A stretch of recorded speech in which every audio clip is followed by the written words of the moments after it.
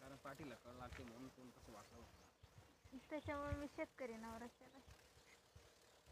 ओ बापरे. दुखत आहे पाठ? नाही एकदम भारी वाटतं. ठेव ठेव.